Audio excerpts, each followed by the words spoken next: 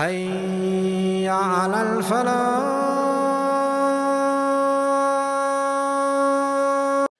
When we fulfill our 5 daily salah, I request you to think about the time that you spend in the most powerful position you can ever be in, and that is sujood. أقرب ما يكون العبد لربه وهو ساجد. The closest that a slave can be to Allah subhanahu wa ta'ala is in the condition of sajda. I want you to ask yourself, what is your relationship with sajda? Ask yourself, how long do you take in the most powerful position? And improve it, please. Improve it for the sake of Allah. There is no better place that you could actually put your head on than the ground for Allah. It is the closest you can get to Allah. Please take your time. Think about it from today. The lesson is for me, inshallah, an encouragement for myself and for every one of you to say, please take more time in sujood, because you don't know when next you will be able to prostrate for the sake of Allah subhanahu wa ta'ala. And this is why Allah subhanahu wa ta'ala warns those who don't want to go into sujood, that on the day of judgment, when they will be called to make sujood to Allah, they won't be able to in the hereafter. May Allah subhanahu wa ta'ala not do that to us. Then we have another very, very important way of entering Jannah. Allah subhanahu wa ta'ala has so many names, way beyond 120, 140. In fact, we don't know the exact number of names that Allah subhanahu wa ta'ala has. He has beautiful names. But there are 99 names of Allah subhanahu wa ta'ala. If you were to memorize 99 of the names of Allah subhanahu wa ta'ala, you know them, you memorize them, you understood them, you live by them, you use them to call out to Allah subhanahu wa ta'ala. He says, whoever does that, dakhala al-jannah. They will be granted entry into Jannah because they have recognized Allah. Allah is Ar-Rahman, the most merciful. Ar-Rahim, the most merciful. Subhanallah. What other names? There are Al-Ghaffar. So many names of Allah subhanahu wa ta'ala. Have we ever understood them? Many of us, we might have a little YouTube clip play or a clip on our phones, sometimes a ringtone.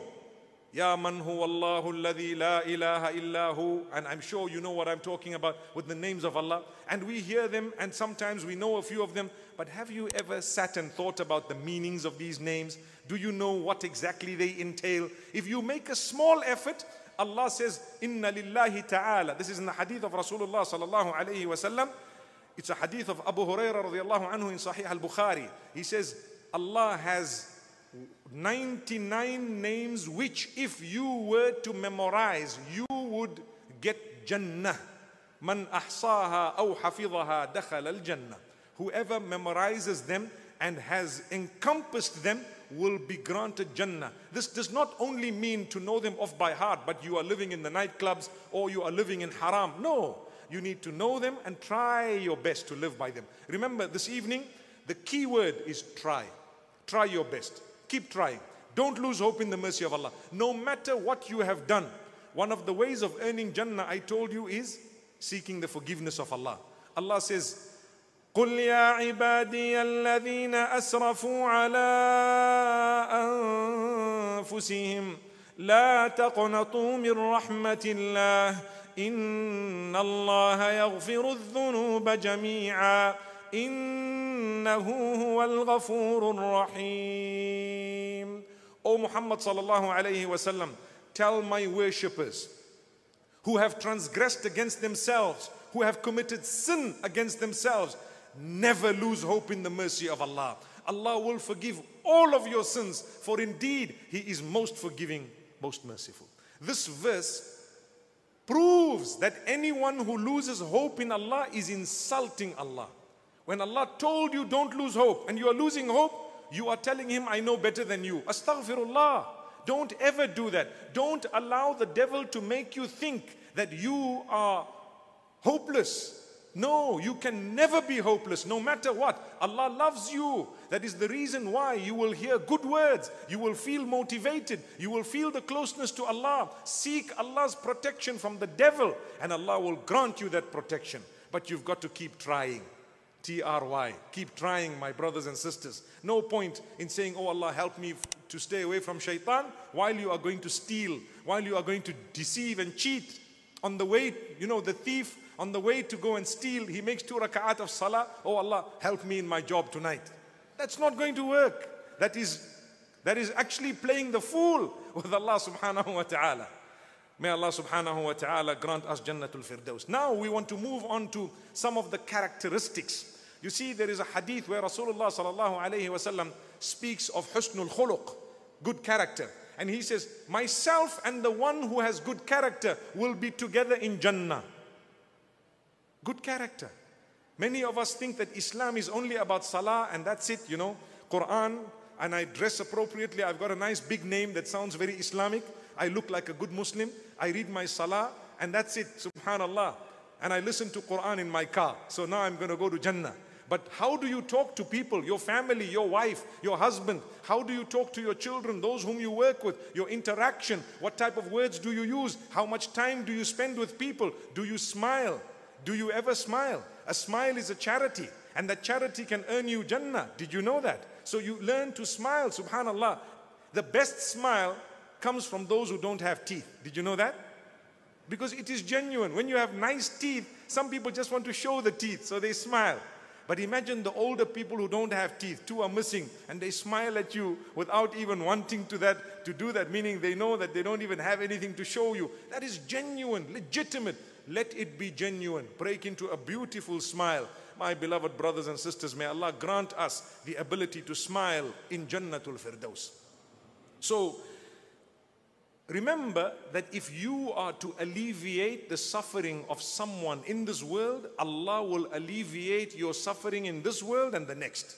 If you help someone in the dunya, Allah will help you in this world and in the next, no matter who that person is. So, Abu Hurairah radiallahu anhu makes mention of a hadith of Rasulullah sallallahu alayhi wa sallam, wherein he said, there was a man who was passing a path and he noticed a shrub that was growing on that particular path. And he decided, you know what? People are going to walk on this path. They are going to perhaps get hurt and injured by this shrub. Let me spend a moment to remove it. And he removed it and he threw it aside. So the Prophet ﷺ says, Allah loved the deed so much that he granted him entry into Jannah because he saved people. It's known as imatatul adha anit tariq.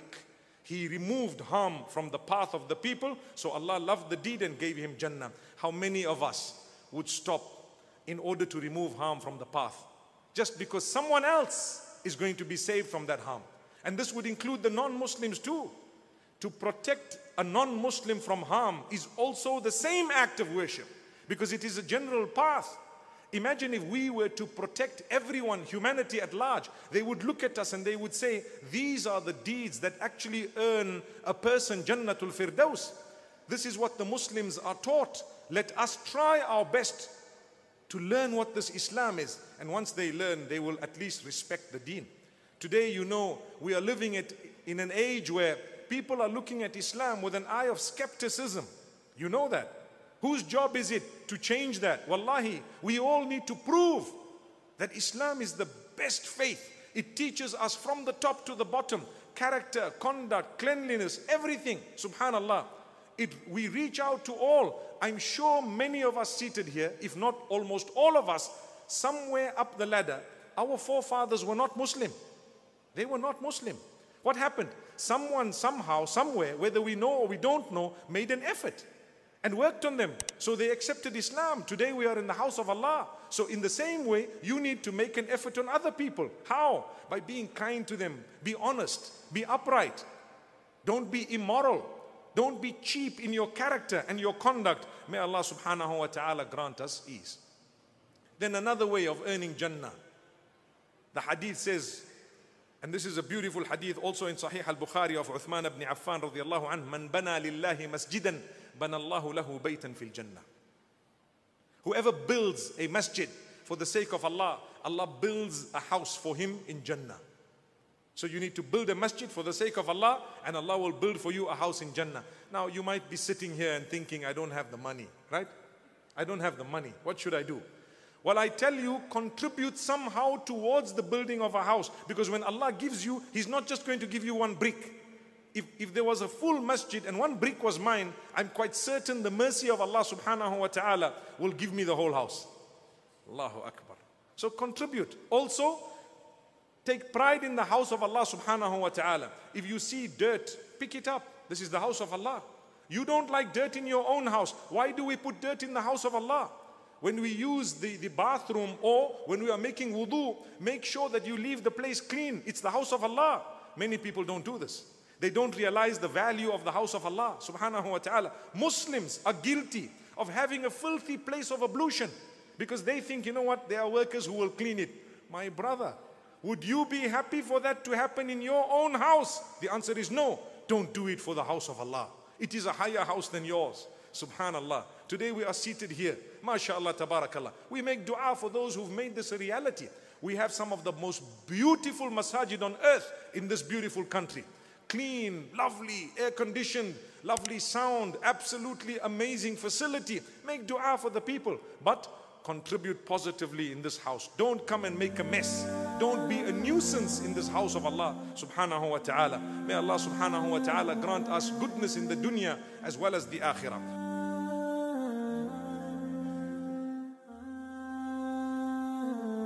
Thank you so much for listening to this short message. I pray that it has increased you in a little bit of motivation and hope, and the same applies to all of us. Jazakumullah khair. Assalamu alaikum wa rahmatullahi wa barakatuh.